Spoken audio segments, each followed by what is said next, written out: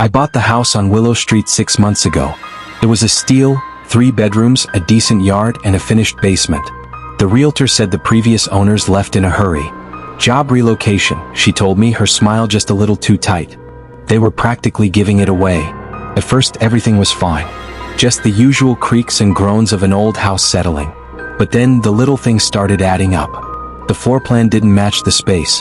The blueprints showed a basement extending under the entire house, but mine only went halfway. I figured it was a mistake in the records. Then last week I found the door. I was moving boxes in the basement when I stubbed my toe on a loose floor tile.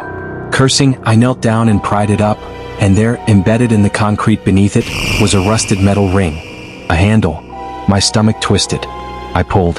The concrete came up like a hatch, revealing a steep, narrow staircase descending into pitch-black darkness. The air that rushed out was thick, stale, damp, and tinged with something metallic. Like old blood. I grabbed my phone's flashlight and went down. The stairs led to a small, square room, unfinished concrete, no windows. And in the center of the floor, a dark stain. The kind that doesn't come out no matter how much you scrub. I told myself it was oil. Or paint. Then I saw the scratches. Deep, frantic grooves in the walls, like someone had clawed at them. And in one corner, a child's shoe. Small, dusty, but not old. I ran back upstairs, slammed the hatch shut, and called the police. They found nothing. No stain, no shoe, no scratches. Just an empty sub-basement. Probably used for storage, the officer said, shrugging. But I know what I saw. And last night I heard something moving down there.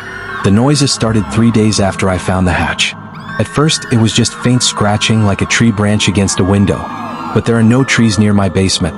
Then came the tapping, slow, deliberate knocks from beneath the floor. I stopped going down there. I even piled heavy boxes over the hatch. But last night I woke up to screaming. Not human. Not animal.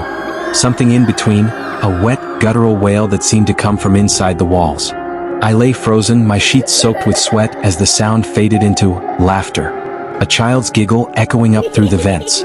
I called the police again. They humored me with another search. Nothing. Desperate, I tracked down the previous owners. The wife answered on the 3rd try. When I mentioned the sub-basement, she went silent. Then in a whisper, we never used it, but sometimes we heard things. Like something was down there with us. Her voice broke. We moved because of our son. He kept saying there was a bad man in his closet. A man with no face. Then one night we found him in the basement staring at the floor. He said the bad man lived under the house. And he was hungry. She hung up before I could ask more. Tonight the scratching is louder. And the hatch, it won't stay shut. I set up a camera in the basement last night. A cheap security cam, the kind that streams to my phone.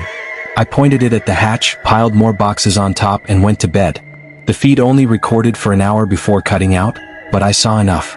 At 2:17 a.m. the boxes shifted. The hatch opened by itself. Something crawled out. It was pale, too thin, its limbs bending in ways that shouldn't be possible. It moved like a spider, skittering across the floor before stopping just below the camera. Then it looked up. No eyes. No face at all. Just smooth, blank skin where features should be. The feed cut to static after that. But I heard it. A whisper slithering through the audio. You're next. I didn't sleep. I packed a bag, got in my car, and drove to a motel. But this morning I got a call from my neighbor, Mrs. Henderson. Your basement light's been on all night, she said. I swear I saw someone in your window. A little boy. I don't have a son. I went back today. I had to. The house was freezing when I walked in despite the summer heat.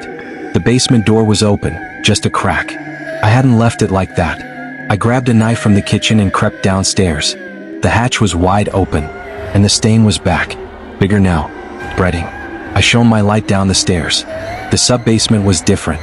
The walls were covered in fresh scratches, deep and frantic. And in the center of the room, something new, a pile of clothes. Small. A child's. Then I heard it. A giggle. From behind me. I spun around and saw him.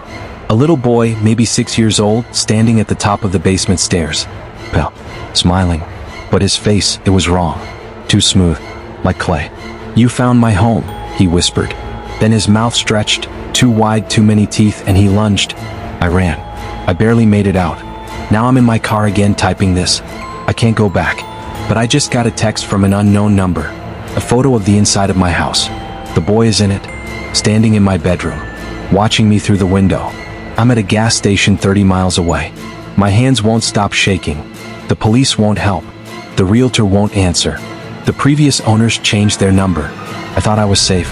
But 10 minutes ago, I looked in my rearview mirror and saw him in the back seat, smiling. "You can't leave," he whispered. "We're part of the house now." I swerved, screamed, and then he was gone. But I can still hear him, laughing, from the trunk. "You need to set the car on fire." "No, that thing isn't just in your house. It's in the walls. It's in your head. And it's not alone. The laughing won't stop. It's coming from inside my phone.